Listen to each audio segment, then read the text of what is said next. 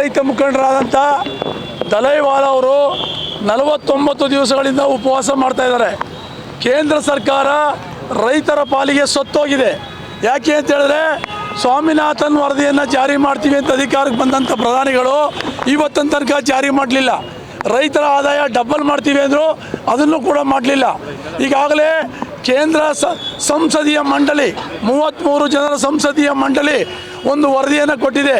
ರೈತರಿಗೆ MSP guarantee ಕಾನೂನು ಮಾಡಬೇಕು ಅಂತೇಳಿ, ಅದನ್ನು ಕೂಡ ಜಾರಿ ಮಾಡಿಲ್ಲ.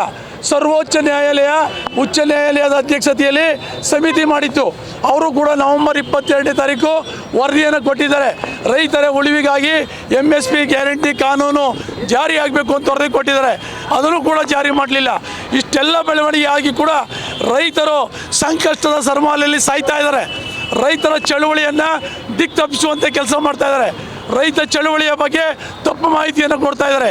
ನೋಡಿ, ಪಂಜಾಬ್ ಹರಿಯಾಣದಲ್ಲಿ ಚಳುವಳಿ ಮಾಡ್ತಾ ಇದ್ದಂಥ ಒಬ್ಬ ರೈತ ಸುಭಕರಣ್ ಸಿಂಗ್ ಪ್ರಾಣವನ್ನು ತ್ಯಾಗ ಮಾಡಿದ್ರು ಪೊಲೀಸರ ಗೋಲಿಬಾರ್ಗೆ. ಅವನ ಪ್ರಾಣಕ್ಕೆ ಬೆಲೆ ಕಟ್ಟಲಿಕ್ಕೆ 1 ಕೋಟಿ ರೂಪಾಯಿ ಕೊಡ್ತೀವಿ ಅಂತೇಳಿ ಸರ್ಕಾರ ಹೋಗಿತ್ತು.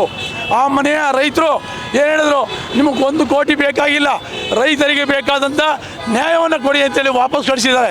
ಇದು ರೈತ ಚಳುವಳಿಯ ಬದ್ಧತೆಯನ್ನು ತೋರಿಸ್ತದೆ. ಈ ಹಿನ್ನೆಲೆಯಲ್ಲಿ ಇವತ್ತು ಕೇಂದ್ರ ಸರ್ಕಾರದ ಪ್ರಧಾನಮಂತ್ರಿಗಳು ನಿದ್ರೆ ಮಾಡ್ತಾ ಇದ್ದಾರೆ.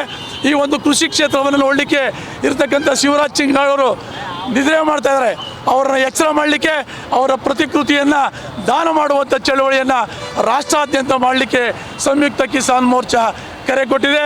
ಆ ಹಿನ್ನೆಲೆಯಲ್ಲಿ ರಾಜ್ಯದ ಎಲ್ಲ ಭಾಗದಲ್ಲೂ ಕೂಡ ಇವತ್ತಿನ ಈ ಒಂದು ಚಳುವಳಿಯನ್ನು ಮಾಡ್ತಾಯಿದ್ದೀವಿ, ಎಚ್ಚರಿಕೆ ಕೊಡ್ತಾ ಇದ್ದೀವಿ. ನಮ್ಮ ದಲೈವಾಲ ಪ್ರಾಣಕ್ಕೆ ಏನಾದರೂ ಹೆಚ್ಚು ಕಡಿಮೆ ಆದರೆ ಇದರ ಸಂಪೂರ್ಣ ಹೊಣೆಯನ್ನು ಶಿವರಾಜ್ ಸಿಂಗ್ ಚೌಹಾಣ್ ನೀವೇ ಹೊರಬೇಕಾಗ್ತದೆ.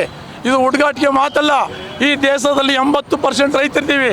ಈ ರೈತರನ್ನು ಪ್ರಾಣವನ್ನು ತೆಗೆದುಕೊಳ್ಳುವಂಥ ನೀಚ ಕೆಲಸವನ್ನು ಮಾಡಿದ್ರೆ ನಾವು ಸುಮ್ಮನಿರಲಿಕ್ಕೆ ಸಾಧ್ಯ ಇಲ್ಲ ಅನ್ನುವಂಥ ಎಚ್ಚರಿಕೆಯನ್ನು ಕೊಡಲಿಕ್ಕೆ ಇವತ್ತು ಚಳುವಳಿಯನ್ನು ಮಾಡ್ತಾಯಿದ್ದೀವಿ ಅನ್ನುವಂಥ ಮಾತನ್ನು ಹೇಳಲಿಕ್ಕೆ ನಾನು ಬಯಸ್ತೇನೆ.